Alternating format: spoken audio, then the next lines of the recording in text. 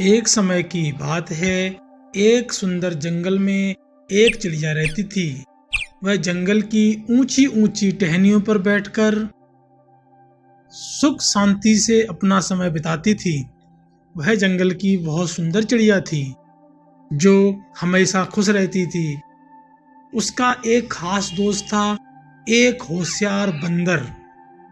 बंदर जंगल के सबसे होशियार जानवरों में से एक था और उसे जंगल के सभी जानवरों से बहुत प्यार था। एक दिन चिड़िया ने बंदर से कहा, बंदर भैया, तुमने मुझसे दोस्ती क्यों की? तुम मेरे साथ क्यों बैठे हो? मैं तो बस एक छोटी सी चिड़िया हूँ। तुम तो मुझसे बड़े और अनुभवी हो। तुम तो जंगलों के ऊंचे ऊंचे पेड़ों पर चढ़ते हो, पहाड़ों पर घूमते हो, जो मेरी उड़ान से बहुत बेहतर है। बंदर ने मुस्कुराते हुए कहा, दोस्ती में ऊंचा नीचा कोई नहीं होता चिड़िया रानी। हम सभी एक ही जंगल में राजा रानी हैं और हमें इस जंगल में साथ मिलकर रहना चाहिए। हम सभी पशु पक्षी एक परिवार हैं और इस जंगल को सुरक्षित रखना हमारा कर्तव्य है और इस जंगल के सभी जानवरों से मिलजुल कर और सभी जानवरों को खुश रखना हमारा कर्तव्य है। चिड़िया ने चौंक कर कहा, तुम मुझसे कह रहे हो कि हम सभी बराबर हैं, पर मुझमें तो तुम्हारी तुलना में कोई विशेष बात नहीं है। बंदर ने बड़ी ही होशियारी से कहा, चिड़िया रानी, हर कोई अपनी खासियत से अद्वितीय होता है। तुम आसमान में उड़ सकती हो और चींची कर सकती हो, पर मैं ऐसा नहीं कर सकता हूँ जो कोई भी नहीं कर सकता। मेरी बात सुनो, हमें आपसी मदद करनी चाहिए, नकली दोस्ती करने की बजाय। चिड़िया ने फिर कुछ सोचा और कहा, तुम सही कह रहे हो बंदर भैया, हमें आपसी मदद करनी चाहिए। इसके बाद चिड़िया और बंदर एक दूसरे के साथ मिलकर रहने लगे। एक बार एक बहुत ही बड़ी समस्या आई। जंगल में पानी की कमी हो रही थी। चिड़िया और बंदर ने मिलकर एक तालाब बनाने का फैसला किया। वे दोनों सभी जंगलवासियों से मिले और मिलकर काम करने लगे। उनकी मेहनत से तालाब बन गया और जंगल में पुनः हरियाली बढ़ी। जंगलवासियों ने चिड़िया और बंदर की मेहनत की सराहना की। इसके बाद वे दोनों ने समझा कि सच्ची मित्रता ही वास्तविक सुख है। फिर चिड़िया ने कहा, बंदर भैया, आपका हमेशा सहारा चाहिए। हम सभी को एक दूसरे की मदद करनी चाहिए ताकि हम सभी एक सुखी और शांत जंगल में रह सके। बंदर ने हंसते हुए कहा, हाँ चिड़िया रानी, इसमें कोई संदेह नहीं है। मित्रता में ही असली सुख है। इस तरह चिड़िया और बंदर ने जंगल में मित्रता और सहायता की एक मिसाल प्रस्तुत की। उनकी इस कहानी से हमें सीखने को मिलता है कि एक साथ मिलकर कोई भी कार्य करने से कोई भी कार्य जल्दी ही हल हो जाता है। एक समय की बात है, एक छोटे से गांव में एक शरारती लड़का रहता था। उस बच्चे का नाम चिंटू था। चिंटू हमेशा नई नई चीज़ों के पीछे भागता रहता था और उसकी शरारतों से गांव वाले परेशान रहते थे। लेकिन उसकी शरारतें बच्चों के लिए प्रेरणा की स्रोत बन गई थी। चिंटू की शरारतें सिर्फ शरारतें नहीं थीं, बल्कि उसमें कई सीख छुपी थी। चिंटू बताना चाहता था कि जीवन में हंसना कितना जरूरी है, क्योंकि उसके गांव में लोग सिर्फ काम में व्यस्त रहते थे, हंसना भूल ही गए थे। वो चाहता था उसके आसपास के सभी लोग खुश रहें और स्वस्थ रहें। एक दिन चिंटू ने सुना कि गांव के बाहर एक मेला लगा है। चिंटू की आंखों में चमक आ गई और उसने सोचा यह तो मेरा मौका है कुछ नया और मस्त करने का। मेले के जरिए वह सबके मुख पर खुशी देखना चाहता था। चिंटू ने एक अपना दोस्त बुलाया और सोचा कि वह अपने साथ मेले की ओर जाएगा। मेले में पहुंचकर उन्होंने देखा कि वहाँ अनेक प्रकार की गतिविधियां हो रही थी। मेले में झूले लगे थे, खाने पीने की बहुत सी चीजें थीं, जिसे देख सभी बच्चे बहुत खुश हो रहे थे। वहाँ कठपुतलियों का नाटक भी चल रहा था। चिंटू ने अपने दोस्त को बताया, यार हमें भी इन कठपुतलियों वाले नाटक में कुछ करना चाहिए। हम एक खास नाटक रचेंगे जिसमें सभी गांव वाले हंसी हंसी में भविष्य की बड़ी बातें भी सीखेंगे। उन्होंने मिलकर एक मजेदार नाटक रचा। नाटक में उसके दोस्तों ने शेर और खरगोश का किरदार निभाया। साथ में चिंटू ने भी अपनी भूमिका की। नाटक शुरू होते ही गांव के लोग बहुत ही खुश हो गए। चिंटू ने अपनी शरारतें दिखाना शुरू की और उसके नाटक को देख सभी बच्चे बहुत खुश हो रहे थे। नाटक के अंत में चिंटू ने गांव वालों से कहा, हंसी का महत्व समझना बहुत जरूरी है। हंसी का असर हमारे जीवन को खुशियों से भर देता है और हमें हर मुश्किल को आसानी से निभाने में मदद करता है। चिंटू की यह बात गांव वालों को बहुत पसंद आई। उन्होंने समझा कि हंसी में छुपा हुआ सुख सबसे महत्वपूर्ण है और उनके साथ बांटना चाहिए। इसके बाद शरारती बच्चा चिंटू को गांव वाले और बच्चे दोनों ही बहुत प्यार से देखने लगे और उन्हें एक महत्वपूर्ण सीख सीखने को मिली कि जीवन को हंसी और खुशी से भरना हमारे ही हाथ में है।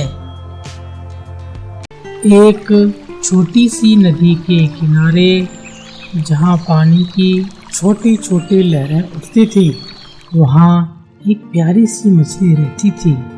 उसका नाम सुनहरी था। सुनहरी एक बहुत ही खूबसूरत मछली थी। वह बहुत ही खुशनुमा और खुशी की बूंदों को अपने आसपास फैलाती रहती थी। सुनहरी मछली की खूबसूरत उसकी त्वचा पर बहुत सारे रंग थे जो उसे खूबसूरत बनाते थे। उसके आसपास के जलवायु में सभी मछलियाँ उसके इस खूबसूरती को देखकर हर बार हैरान होती थी। एक दिन सुनहरी मछली को एक बुजुर्ग मछली ने एक बात बताई। उस बुजुर्ग मछली ने सुनहरी को बताया कि हमारी नदी का वातावरण बहुत खराब होता जा रहा है। ये बात मछलियों के लिए बहुत गंभीर है। अगर ऐसा ही चलता रहा तो हम ज़्यादा दिन का जीवन नहीं रह पाएंगे। तो सुनहरी ने बुजुर्ग मछली से पूछा कि ऐसा क्यों हो रहा है। तब बुजुर्ग मछली ने बताया कि नदी के किनारे इंसान घूमने आते हैं। वह बहुत सा कूड़ा नदी में ही फेंक जाते हैं, जिससे हमारी नदी दूषित होती है। इंसान हमारे वातावरण को बहुत नुकसान पहुंचा रहे हैं। तब सुनहरी मछली ने सोचा हमें अपनी नदी को साफ करना होगा और अपने आसपास के वातावरण को साफ करना होगा। सुनहरी ने तुरंत तैयारी की और नदी की यात्रा शुरू की और अलग अलग नदियों में जाकर सभी मछलियों से बात करनी शुरू की और नदी की सफाई, अपने वातावरण को सुरक्षित रखने और नदी के जल को शुद्ध रखने की बात की। लेकिन जब वह अलग अलग नदियों में गई तो उसने देखा और महसूस किया कि वहाँ की जलवायु बहुत अलग थी। सुनहरी ने उस जगह में कई अन्य मछलियों को देखा जो उससे अलग अलग थी। कुछ बहुत बड़ी थी, कुछ थी चमकीली और कुछ थी बहुत धीमी गति से तैरने वाली। सुनहरी मछली ने वहाँ की मछलियों से बात की और उन्हें अपने अनुभवों के बारे में बताया। वे सभी बहुत ही हर्षित हो गए। सभी मछलियों ने सुनहरी का साथ देने का फैसला किया और नदी को सुरक्षित करने की बात पर ध्यान दिया। फिर कुछ दिनों में ही सभी मछलियों के साथ मिलकर नदी की सफाई शुरू की और सारा कचरा नदी के किनारे पर कर दिया जहाँ पर लोग आकर बैठते थे। इंसान इतना कूड़ा देख हैरान हो गए। तब एक बुजुर्ग व्यक्ति ने लोगों से कहा कि यह वही कूड़ा है जो तुम लोग यहाँ आकर फेंकते हो। तब इंसानों को एहसास हुआ कि हम सब ने नदी को कितना गंदा कर दिया है। इंसानों को इस बात का एहसास होते ही उन्होंने सारा कूड़ा किनारे से हटाया और नदी को साफ किया और फैसला किया कि अब से कोई भी व्यक्ति नदी में कचरा नहीं फेंकेगा। मछलियों को ये बात सुनकर बहुत खुशी हुई और अब धीरे धीरे उसके आसपास और नदी का जल भी साफ हो गया। धीरे धीरे सुनहरी ने सभी मछलियों को एक दूसरे के साथ मिलकर रहने की महत्वपूर्णता और एकता का महत्व सिखाया। उसने उन्हें समझाया कि एकता और सामंजस्य के साथ रहना कितना महत्वपूर्ण होता है। इस कहानी से हमें यह सीखने को मिलता है कि हमें समाज में एकता और मिलजुल कर रहना चाहिए। एकता में ही हमारी ताकत होती है और वही हमें सच्ची सफलता की ऊंचाइयों तक पहुंचाती है। राघव एक छोटे से गांव में रहने वाला लड़का था। वह अपने पापा से बहुत प्यार करता था। उसके पापा एक सरकारी दफ्तर में काम करते थे। राघव को अपने पापा की मेहनत, संघर्ष और समर्पण ने उसे बहुत कुछ सिखाया। राघव और उसके पापा एक दूसरे से बहुत प्यार करते थे। राघव के पापा घर का काम करते क्योंकि राघव की मम्मी नहीं थी। राघव की मम्मी बचपन में ही चल बसी थी, इसलिए सारी जिम्मेदारी पापा ही पूरी करते थे।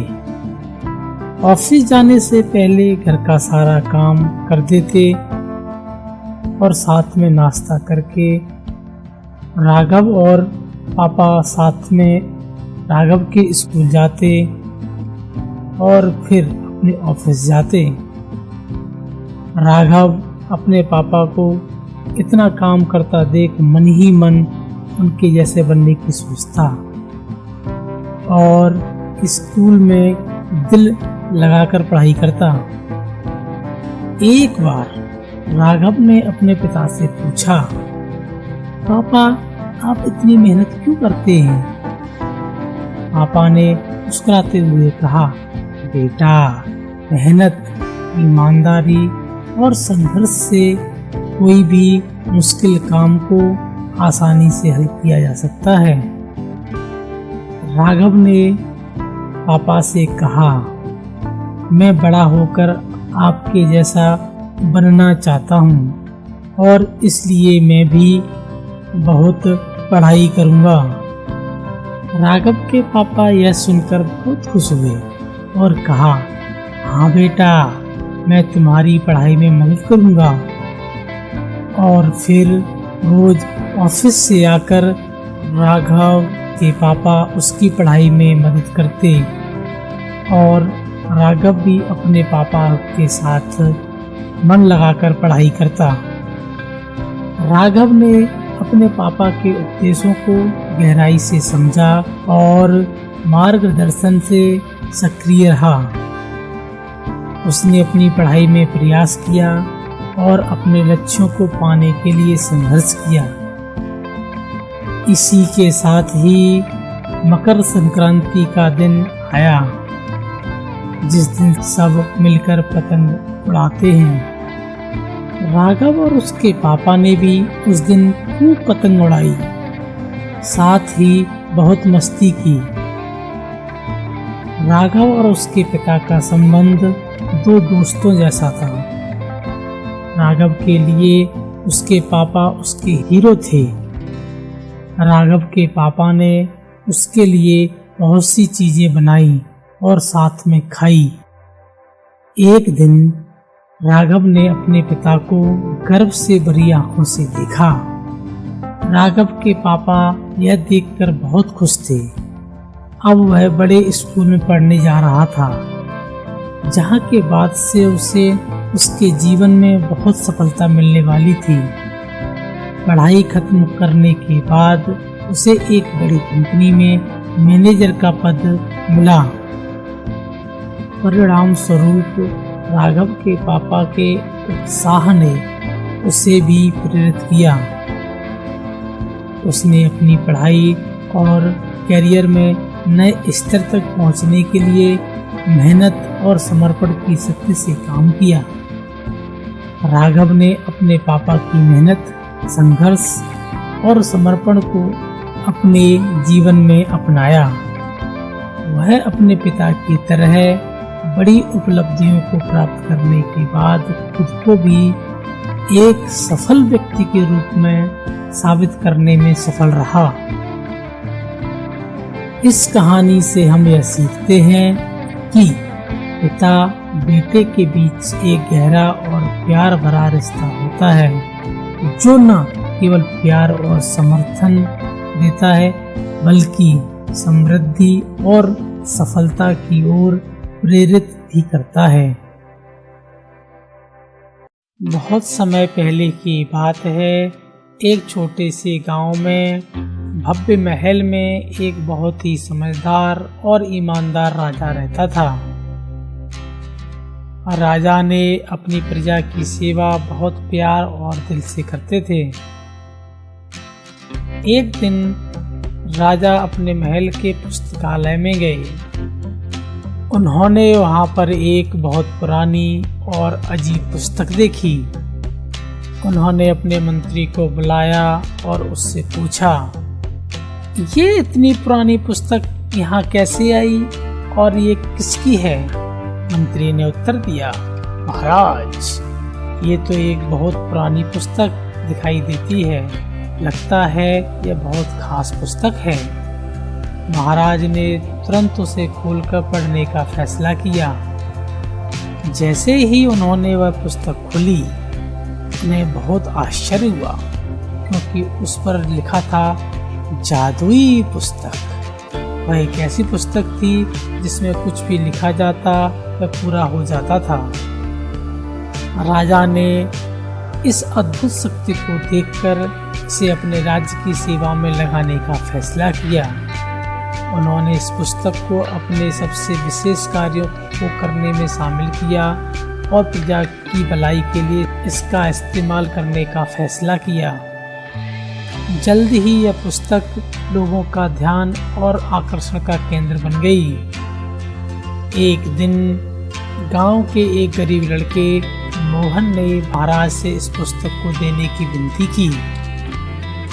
राजा को बताया कि वह पुस्तक उसके दादाजी की है, जिसे उन्होंने अपनी सिद्धियों से हासिल किया था।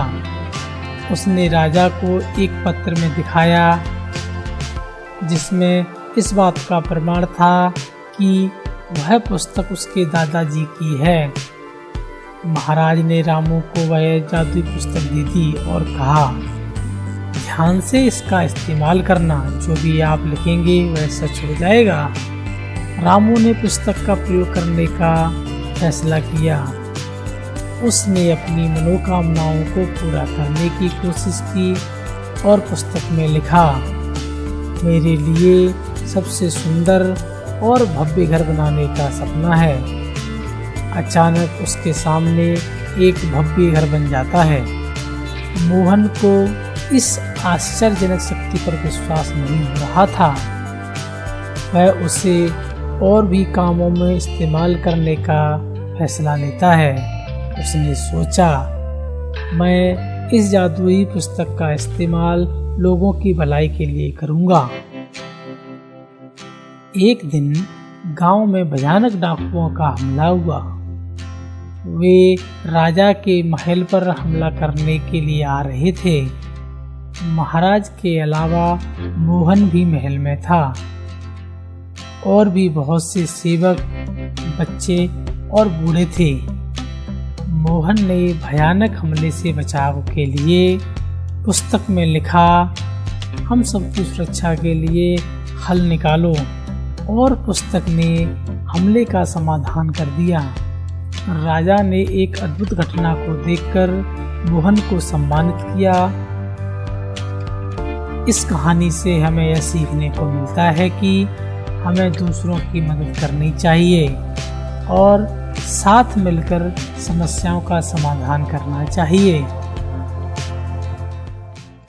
एक समय की बात है, एक गांव में एक लड़का रहता था जिसका नाम मोहन था। उसके बड़े बड़े सपने थे। वह सोचता था कि मैं बड़ा होकर क्या बनूंगा, टीचर, डॉक्टर या इंजीनियर, मुझे क्या बनना चाहिए। वह सोचता रहता था और वह हमेशा उन्हें पूरा करने की कोशिश में लगा रहता था। मोहन पढ़ाई में भी बहुत अच्छा था। वह एक अच्छा इंसान था। वह सुबह उठकर अपने माता पिता के पैर छूता और अपने दिन की शुरुआत उनके आशीर्वाद से करता था। साथ में वह अपने माता पिता की बात भी सुनता था और उनके काम में मदद भी करता था। एक दिन गांव में एक बड़ी समस्या उत्पन्न हो गई। गांव का पानी सब जगह बह रहा था और लोग पानी से परेशान थे। लोगों ने इस समस्या का समाधान निकालने की कोशिश की, लेकिन कुछ भी बदलाव नहीं आया। मोहन ने इस समस्या को देखा और सोचा कि इसे हल करना होगा। वह लोगों के साथ नदी की ओर गया और पाया कि नदी की बांध के कारण पानी बह रहा है। क्योंकि मोहन बहुत समझदार था, उसे और गांव के लोगों को बांध के बारे में जानकारी दी। मोहन ने तत्काल उस बांध की जांच की और देखा कि वह सही तरीके से नहीं बना है। उसने लोगों को सही सलाह दी।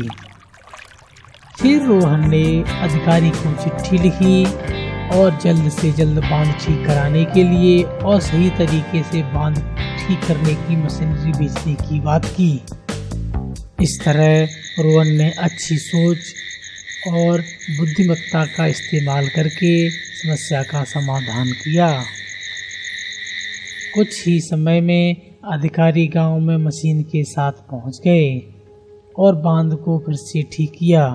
बांध ठीक हो जाने के बाद अधिकारी ने मोहन की बुद्धिमत्ता के लिए प्रशंसा की।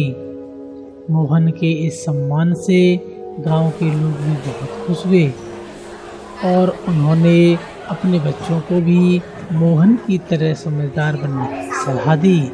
इस सम्मान से मोहन के माता पिता को बहुत खुशी मिली।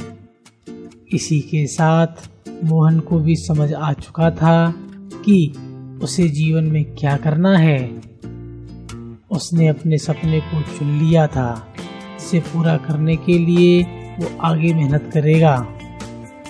उसने तय किया कि वह बड़ा होकर एक आर्किटेक्ट इंजीनियर बनेगा जो कि पुल और इंफ्रास्ट्रक्चर का डिजाइन करते हैं। आर्किटेक्ट इमारतों का लुक और डिजाइन प्लान करते हैं।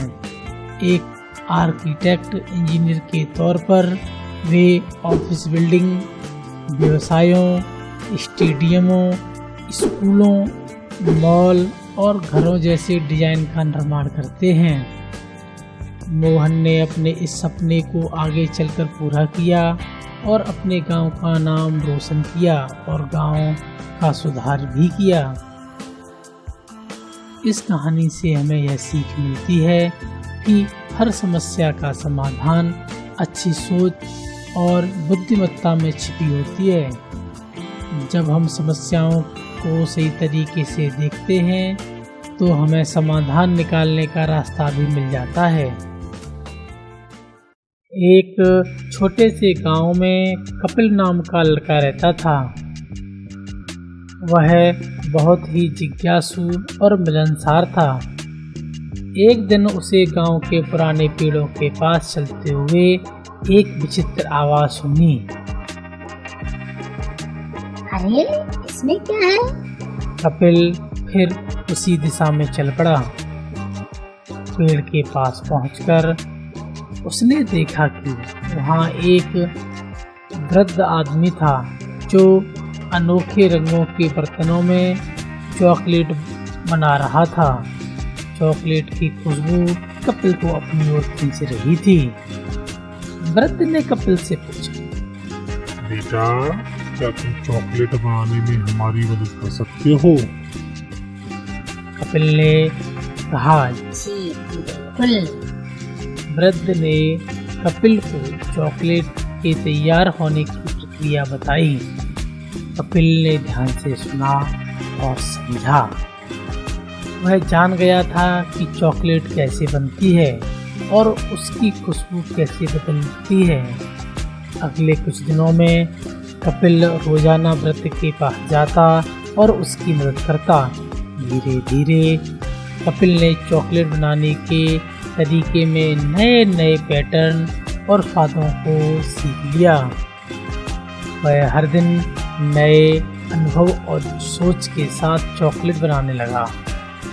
उसने अलग अलग रंगों, स्वादों और पैटर्न में चॉकलेट तैयार की, जिससे उसकी दुकान बच्चों के बीच बहुत ही लोकप्रिय हो गई। एक दिन कपिल वृद्ध के साथ पेड़ के नीचे बैठा था और उसने कहा, दादाजी, हम यहाँ सब कुछ कर सकते हैं। हम एक छोटी सी दुकान शुरू कर सकते हैं और चॉकलेट बेच सकते हैं। वृद्ध ने भी खुशी से कपिल की बात मान ली। उन्होंने एक छोटी सी दुकान खोली और कपिल ने वहाँ पर बेहतरीन चॉकलेट बनाना शुरू किया। उनकी चॉकलेट की खुशबू गांव के हर कोने में फैल गई।